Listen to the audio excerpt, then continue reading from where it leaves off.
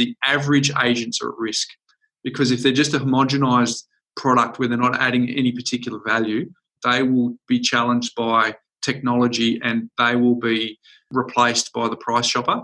But the slightly better than average to the top agents, I don't think they've got anything to fear, because I think that they operate a really unique place that can't be replaced by technology.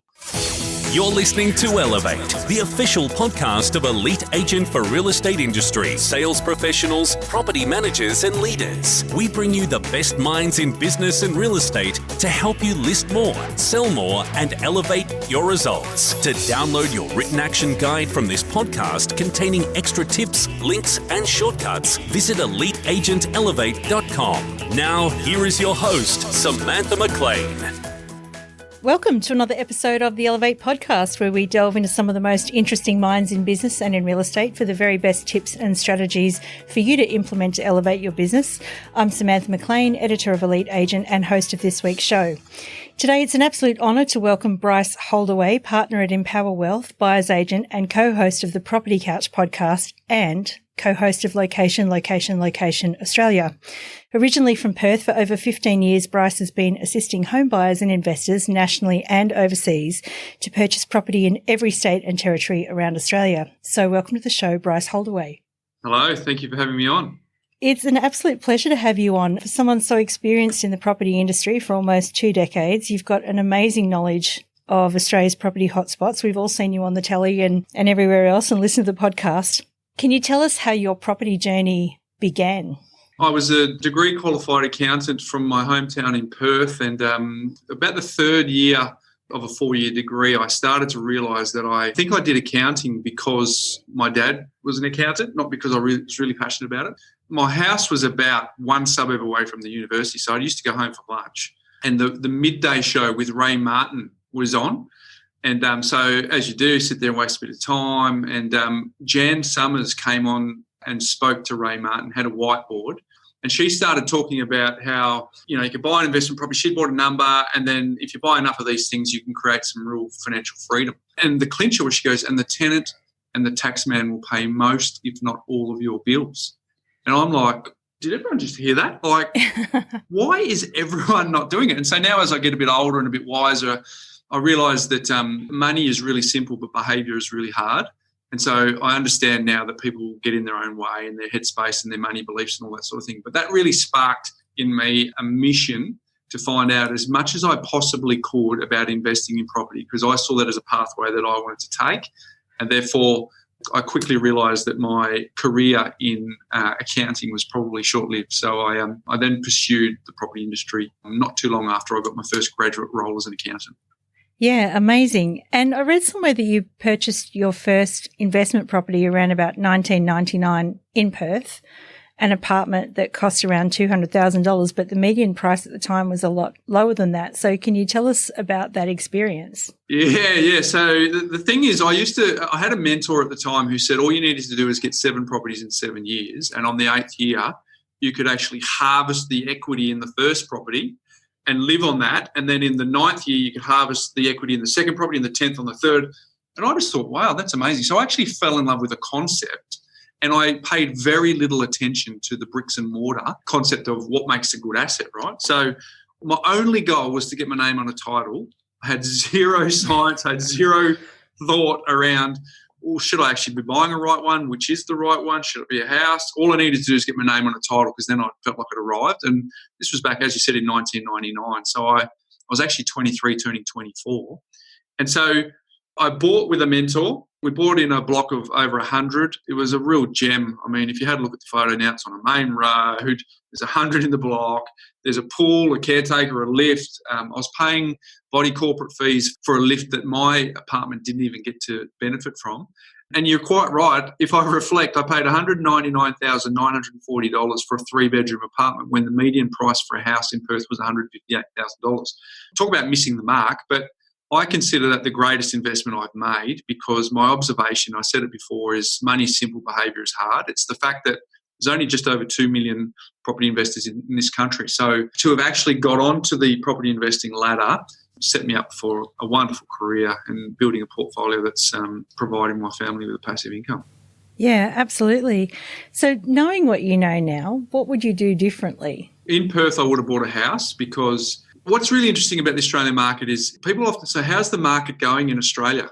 Wow, really? Like, do you know how many submarkets there are in New South Wales, let alone Australia? There's hundreds and hundreds of submarkets. So I guess I probably would have better understood that apartments work really well in Sydney because of the density, but they don't work so well in Perth because the norm is a house. So I would have bought a house.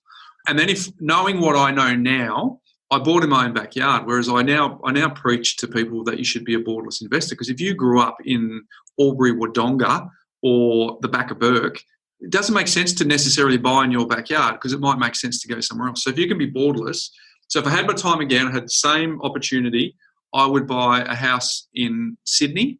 It would have stretched me. It would have seemed like a lot of money at the time, but the price was in the 400s in Sydney, which is ridiculous. But at the time, it seemed like a lot of money. So I'd buy a house, I'd go to the East Coast, and I'd buy in a big population centre, and I'd let time do a lot of the work for me.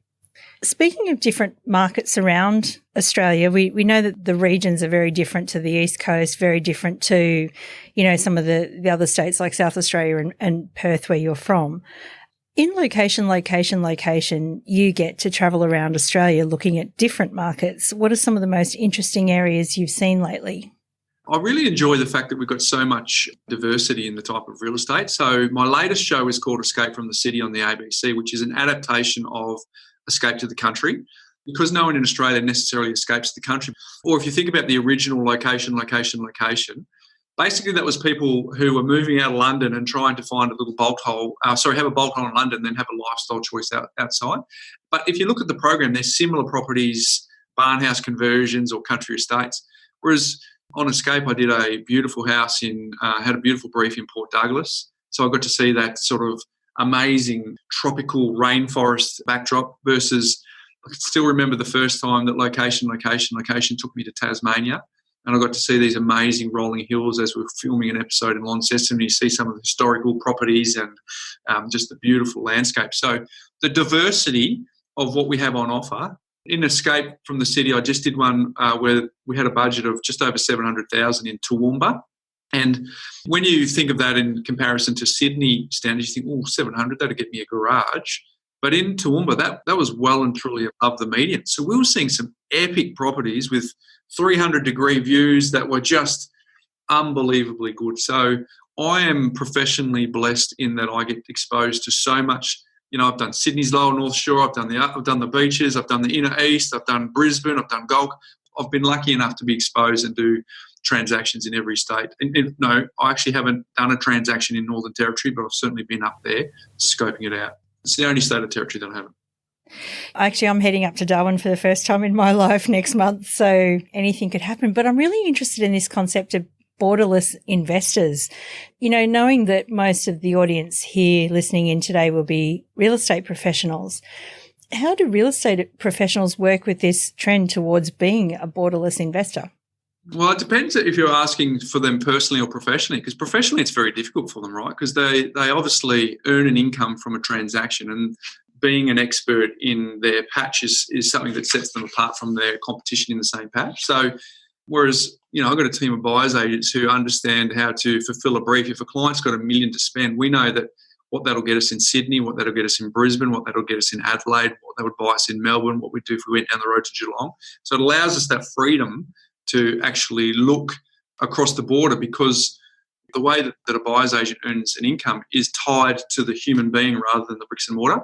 So it is, I do get that it's difficult for a real estate agent, but personally, I'd certainly encourage them to do that. Professionally, I wonder if there's an opportunity for them to strike up some conjunction relationships where they can still make sure it's professional or commercially viable for them while still serving their client at the highest level.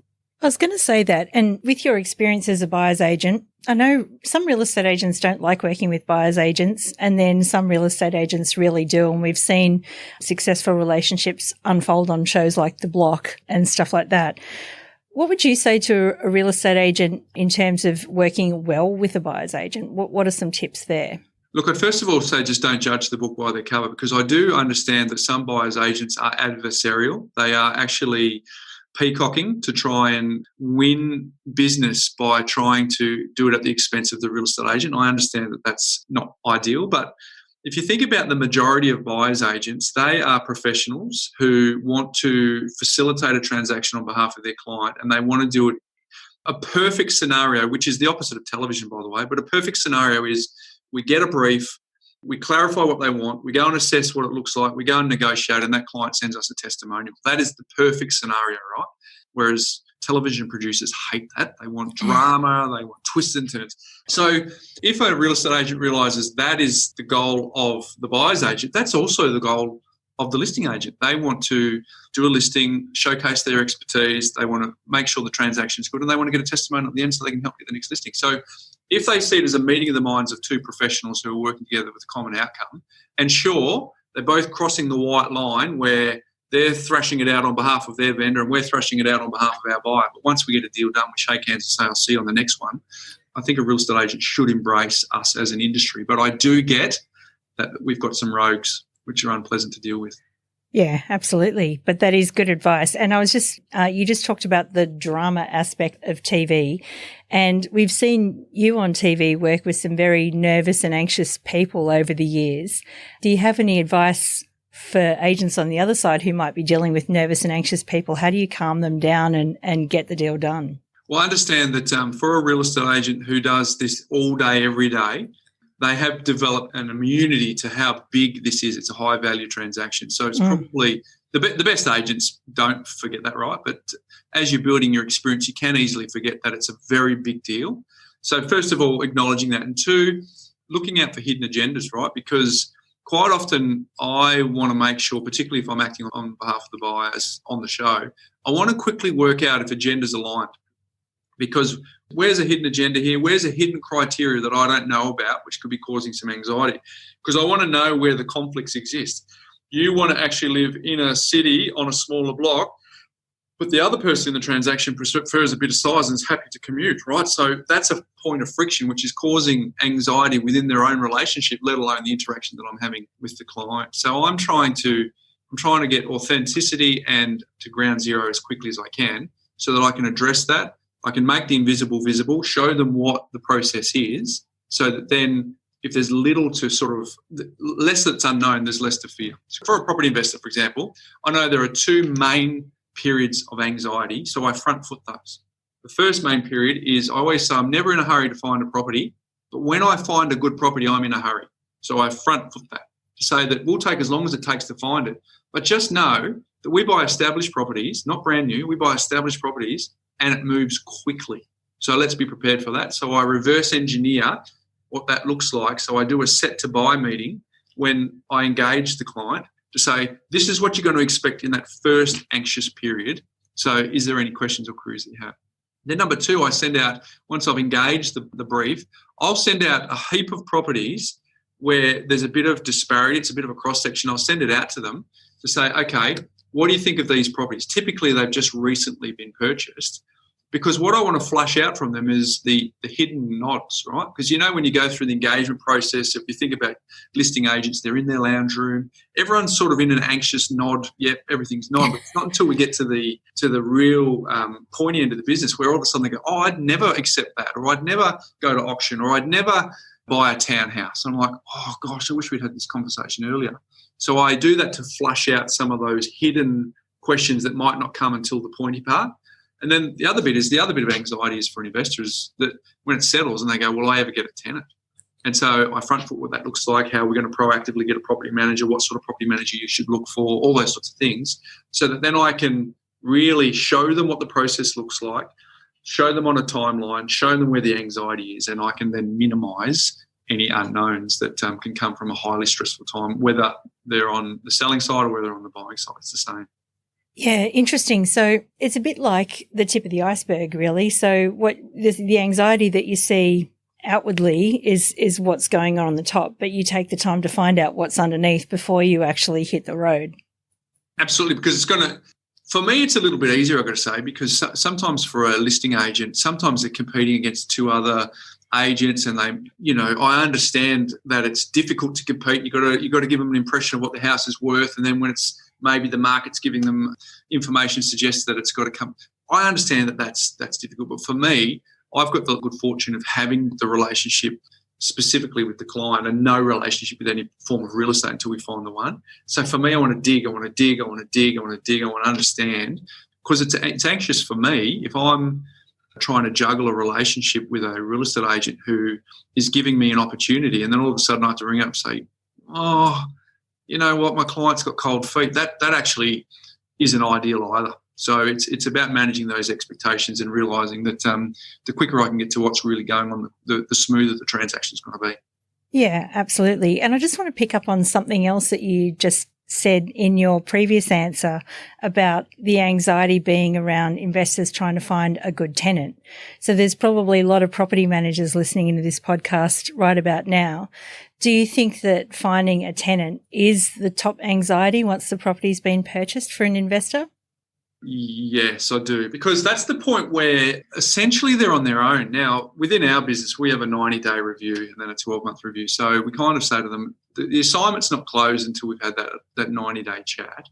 But for most people, they think, like, most of their fears often that they won't say is, oh, have I paid too much? Will I ever get a tenant? Have I made the wrong decision? I can't talk to my friends because they're going to tall poppy me, all those sorts of things. So that's the point where they feel, oh, gee whiz, if I don't get a tenant, I'm in trouble here. So part of that for me is to reassure them that they've bought in an area that is in demand, but also just reassuring them that if you connect up to I like to call them an asset manager, not a property manager, right? Even though they are a property manager, because if the property manager is taking a bigger picture view, these people are doing it as a form of self-funding their retirement. And we want the property manager to make suggestions around, well, I actually think if you put a wall in here, you might be able to create another living room. Or what I've seen down the road is they gave it a lick of paint and they did a very cheap makeover, and all of a sudden it made $20, $30 difference. All those sorts of value add exercises are really what I think investors want to hear, because ultimately a property manager's got a tough job, and the way that they can maintain that relationship with the vendor is to look for opportunities to have dialogue where they're adding value rather than just collecting rent and collecting their management fees. That's what you're referring to there is what we're seeing as a bit of a helicopter trend in the industry, with downward pressure on management fees in property management. You know, there's a lot of outsourcing going on of some of the admin tasks, and investors we're seeing are really looking for their property managers to start being a bit more proactive in terms of how do I add value to this asset. Is there any advice that you can give property managers in dealing with the modern type investor who might be looking for, something different? Yeah, just understand the dialogues that they expect you to sort of be using, because for them it's a return on investment. How can they add value? And I always say to an investor, there's 4 things that we're really pressure testing a property on when we're assessing whether it's a good one or a bad one. First one is, the reason I like established properties is because there's historical precedent, right? So I don't ever want to be the first person to buy the real estate because there's no testing on the price. But if I'm the second and subsequent purchaser, I can actually back test and see how that asset's actually performed. It's pretty easy to do. So number 1, I want to check its capital growth potential. Number 2, I want to have a yield. So I might need 3% yield, or I might need 2.5%. Or if I go to Queensland, I might be able to get 4 or 4.5. So they're your 2 major ones. But the third and the fourth one is, I want to understand the vacancy rate, because if I can't get a tenant, that's going to just feed into the anxiety. And the fourth one is, I want to know what the quality of the tenant is, because it's one thing to actually get a tenant in, but if I can't get them out or they're damaging my asset, then I'm in a whole world of pain, because for most property investors, they're not flush with cash. They're balancing cash flow themselves to try and get to a point where it moves into equilibrium. So those 4 things are part of the vernacular for property managers should really be thinking about that. Hey, the quality of the tenant, the vacancy rate in this area, this is what I think I can do to add value to increase the yield, and just give them some comfort around the type of asset that they're buying. I always say a property manager can distinguish themselves from the pack by being part of the discussion when you're buying. So when I'm buying an asset, I reckon you should be talking to the property managers before you actually contract, because the property manager is the person who has to inherit the asset after settlement to try and let it. And if you're next to a methamphetamine lab or a known undesirable area, or it's a massive cut through that has traffic at school, like they're going to know that and they're going to tell you, right? So whereas the sales agent through human nature is just going to tell you the positives. In your business, do you recommend property managers to your investors? And is there a certain thing that you're looking to work with in a property manager? Yeah, we do. So we interview the property managers. We ask them the questions, but we get past the glossy brochure, right? Because everyone's got a glossy brochure and they've got their stock standard things that they will do. The structure of the business is really important, because quite often you have a business development manager who engages with the landlord, gets them on board, and then they hand it over to a crew. Yeah. We want to make sure that crew has the ability to not necessarily lose the standard of service that we're expecting, that we usually get from the BDM. One of the tests we do is we just say, ring them up and leave a message, see how quickly they return your call. That's going to be a good sign. We often favour, not exclusively, not as a general rule, and there are plenty of exceptions, but we often favour property managers who are just property managers. Oh, right. Okay. Yep. Because that's core business, right? Rather than trying to be sensitive, but some property management departments can just be a cursory part of a sales agent business, and the sales agent's where all the energy and attention goes, and the property management department just keeps the lights on. We're trying to find the asset managers who are really being proactive and build a long-term relationship with clients, with our investors. What do you think the future looks like in terms of real estate offices? So you just talked about the need to have a property manager present when the sale's happening, which I think is interesting. I mean, some people do that now and other people still are not so much in favour of that approach. But what do you see the future looking like in the real estate industry, with everyone talking disruption and all of that sort of thing?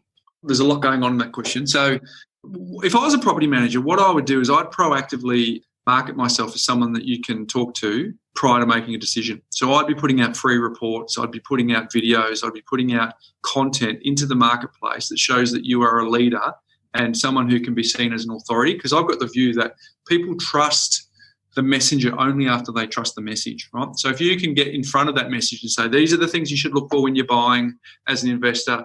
Here's, in my experience, what I've seen that a lot of investors don't realise until after they've settled. Just sharing some of that wisdom all of a sudden would be a reciprocity exercise where the investor would go, wow, this person's actually trying to add value to me. I want to talk to them. So that they'll proactively become an attraction agent through doing that. So I would just look a little bit outside the square. In terms of real estate industry, I don't think I'm qualified enough because I'm not a listing agent in the day. But what I do know is that, sure, we can cut fees, but I don't think that's the answer, because some of the very best agents that you've had on your podcast can negotiate so much better than a cut price fee person. It's ridiculous. The net position is so far in favour of the experienced agents, not funny. So what I do think is the risk for the real estate agency, from my outside observation, is the average agents are at risk, because if they're just a homogenised product where they're not adding any particular value, they will be challenged by technology and they will be replaced by the price shopper. But the slightly better than average to the top agents, I don't think they've got anything to fear, because I think that they operate a really unique place that can't be replaced by technology. So it's really about upskilling and educating yourself on property investment as a science, so that you know what value you can add to investors out there in the marketplace right now. Yeah, that's right. So a real estate agent, for example, can differentiate themselves by understanding some of the vernacular that you need for a property investor, because a real estate agent needs to know how to list, they need to know how to put a campaign in place, they need to know how to issue the photographer, they need to know how to keep the client updated, they need to know how to give them a report, all these things, right? But they don't necessarily translate into, if you were to just then have a conversation with an investor doesn't really care what your campaign looks like. They don't care that you can turn it around quick. So that type of dialogue is saved for the people in the lounge room that you're trying to get a listing from. It's the buyer needs a different vernacular, and you need to have that as part of your armoury. Yeah, absolutely. So speaking of upskilling and educating yourself, you've got a great podcast too called The Property Couch. Firstly, how did that start? Yeah, it was one of those ones where Ben, my co-host, and we have a business here called Empower Wealth. He was the chair of the Property Investment Professionals of Australia, so he was the first port of call when people were making complaints. And then we have a client base here where we were seeing people buy properties that were just setting them back at best a decade, but in some cases more, because of poor asset selection, being spruiked to, buying the wrong asset and all those sorts of things. So we were privileged and fortunate enough that because the business was providing us with an income, and we've both been in the industry for 20 plus years, we had this luxury of being able to provide a podcast that allowed us to share our voice. Now, back then, that's 5 years ago, back then there wasn't a lot of podcasts around. There's plenty now. It was new. We didn't really know what it meant. We celebrated our first 10,000 downloads like we'd won, the AFL Grand Final or the NRL Grand Final for your Sydney folks. But we've now ticked over close to 6.5 million downloads. So it's been a real surprise to us, but it's been a real pleasure to see that, someone will put it this way, people will self-identify in three ways. They'll either be the do-it-yourself crowd, they'll be the do-it-with-you crowd, or they'll be the do-it-for-you crowd. And I feel like the podcast can serve all three of those, where the do-it-yourselfers can actually apply the principles that go out and do it. And they often tag us on socials, which is a really meaningful and fulfilling process for us. But then there's time for people to say, hey, listen, I just need it done for me. You guys are the authority because they trust the message, therefore they can trust the messenger, and therefore they'll get us to do it for them. So I feel like it's a bit of an opportunity for us to give back for something that served me and Ben particularly well over the last 20 years and our families. I feel like there's a little mini lesson there in fees too, actually. Like, if you're a real estate agent listening to this, there's a done with you service and then there's a completely done for you service, which I think plays into the trend that we're seeing at the moment of consumers with choice. Like, my choice is I want to pay you a low fee and I'm going to go and do this much of it myself, or I'm going to pay you a premium and you're going to do everything for me. Absolutely, and then just working out who fits into what category. But I'm observing a lot of real estate. I go to ARIC every year. I look at some of the best players from afar, and the ones that are doing really well, Samantha, are the ones who I feel are doing the message before the messenger. So what they're doing is they're providing real value that people can get some takeaways and therefore, as a result, be seen as an authority. But I'm also seeing too many people do it wrong, where they're actually just going, hi there, look at this property, look at me, I can help you. And it's like, whoa, it's too early. It's way too early. You've got to provide value, ask for nothing. You've got to provide value, ask for nothing. You've got to provide value, ask for nothing. And then after that third one, you go, hey, listen, if some of this stuff resonates with you, why don't you and I just get together and have a chat and see what the next step might look like? The ones who are really doing well, particularly with video, are those people. What's a genuine takeaway? And it doesn't have to be complex, because you might just do a quick video that explains how do you exchange a contract in New South Wales. Because I grew up in WA, we don't exchange contracts. We just do offer and acceptance. In Victoria here, it's offer and acceptance. Where in New South Wales, that's unique to your state, right? So why don't you just explain what exchange means? Explain to someone, what does gazumping mean? I mean, most real estate agents could riff that on their iPhone without too much effort and then upload it to YouTube. And therefore, all of a sudden, just build up these layers. What happens when a finance clause is required? What should you look out for when there's a building inspection? There's just so many tiny little nuggets, and I think most people get carried away with the fact that I've got to make it this world-class event with some of the best videography that exists. I can assure you that some of the most response to YouTube, Facebook Lives that we've done have just been scratching around rather than some of the better produced stuff that we put out there that think, oh, wow, I thought that might fly a bit better. Yeah. Or I think the other mistake is thinking that everyone knows it just because they know it so well. I know sometimes, like I'll see an article for the magazine or something like that and I think, oh, everyone's heard that before. But then I got to remember too that some people are just entering the industry like today. So absolutely. Really good tip. Yeah, never too late. That was what I was going to ask. Speaking of education, so are there any favourite episodes of the Property Couch that you can remember that would be great, because we like to leave links and things like that in the show notes? Are there any that particularly come to mind that people should listen to or check out? Time poor people, if they were to listen to the first 20 episodes of our podcast, they are all the foundations. And in fact, what I've done is at the end of every podcast, I now give people the opportunity to download a PDF where you can get those top 20 episodes with all the framework. So we can make sure there's a link to that in the show notes. And I also, if anyone's interested, you can get a free copy of my book, The Armchair Guide to Property Investing. If you want a free guide, just go to thearmchairguide.com.au. I've bought the book. All I need you to do is pay for the postage to get it into your hands, and I'll send it out to you. So that is something you can do. And also, we wrote a book called Make Money Simple Again, which was the second book we wrote, but it was the prequel. And largely because, I mentioned before, money is simple, behaviour is hard. So we've got a money management system that you can manage your money in 10 minutes a month. So you don't have to micromanage everything you do, so that you can trap more surplus, and then you can actually either choose to invest it in lifestyle or it's our hope that you invest it in your future. So if you go to makemoneysimpleagain.com.au, you can get a free PDF download of that. There's a few resources there for people to equip themselves and hopefully skill themselves up in the investment space so that they can give their clients more value. I'm downloading that now. It sounds really good. I'd normally sort of end with asking a couple of questions like, what's the best advice you've ever received? But you've said a couple of times during our chat now that money is easy, but behaviour is hard. Is that the best piece of advice you've ever had? Yes. First of all is to buy real estate, right? It's a very, very stable, wonderful asset, right? And it's almost backed at the ballot because the Australian government will never let your house plummet because they're too contingent on votes. But what I've observed is over 20 years of doing this, I've seen people put a plan in place. I've seen them then engage a buyer's agent. And then I've seen them buy really great assets that do really great things for their portfolio. And then they, for whatever reason, they self-sabotage, and I catch up with them 3 or 4 years later and this happened, that happened, had to sell it. And I'm thinking, what on earth? All you needed to do was follow the bouncing ball, just follow the plan.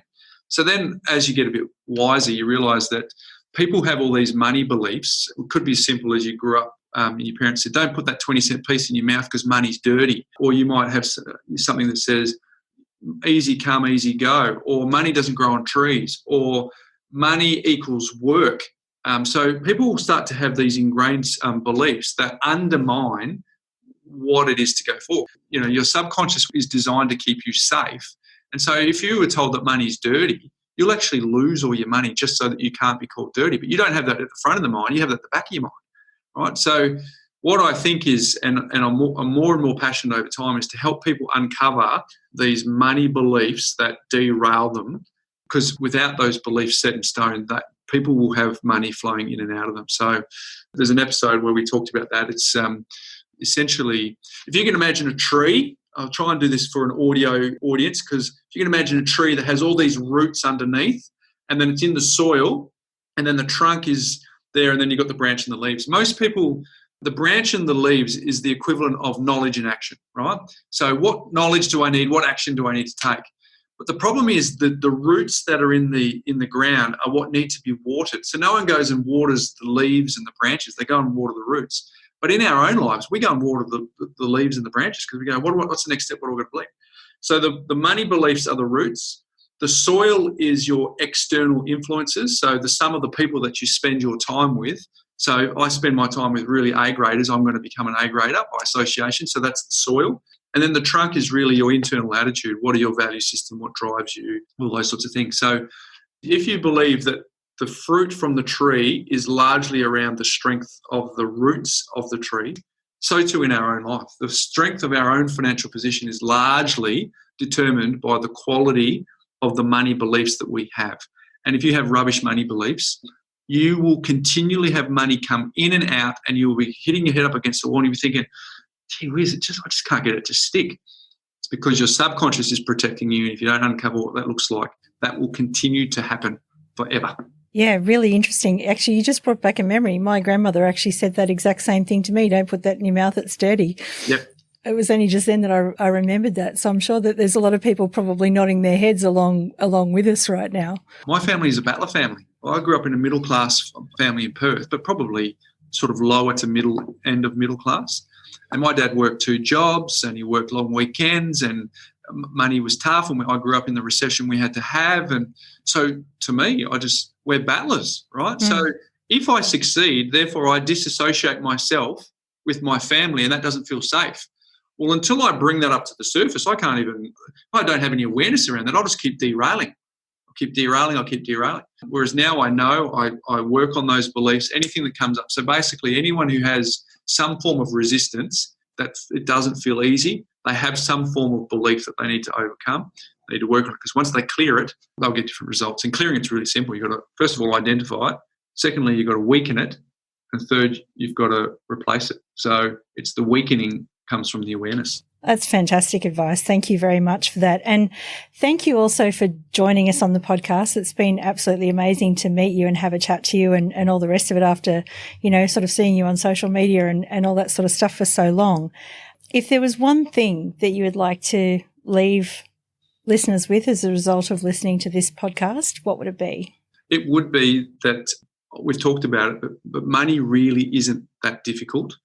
If you read our book, Samantha, you will realise that it is at primary grade level understanding. There is just no rocket science in it whatsoever. And it's actually just one debit card, one credit card, one offset account, and your passive loans. That is it. And you think, this is too simple, right? So it has to be the behaviour that we've got to spend more time on. So I know a lot of your listeners are high achievers. I know they like to challenge themselves for personal growth. They want to better themselves. I would encourage them to work out if they've got any derailers around money beliefs and knock them on the head, because they might even 2x, 3x, 10x their current GCI that they're earning in their own business just because they're getting out of their own way. Yeah, absolutely. Or getting into property investment, which they're in a great position to do. Well, that's a no-brainer. The challenge for real estate agents is they go, well, I had a good year this year, but surely I can't back it up next year. So there's always that anxiety around the lack of continuity of income. And they go, well, how do I service these loans and all those sorts of things? I would say to the real estate agents to back yourself in, because you can even plan conservatively on halving your income so that you don't have to sort of get white knuckles and lose sleep at night because you've got enough going on. So you're in the front row of the best investment class, in my opinion. So take advantage of it. Absolutely. Bryce Holdaway, thank you so much. It's a pleasure. Thanks for having me on. We hope you enjoyed this episode of Elevate from Elite Agent. To download your written action guide from this podcast containing extra tips, links and shortcuts, visit eliteagentelevate.com.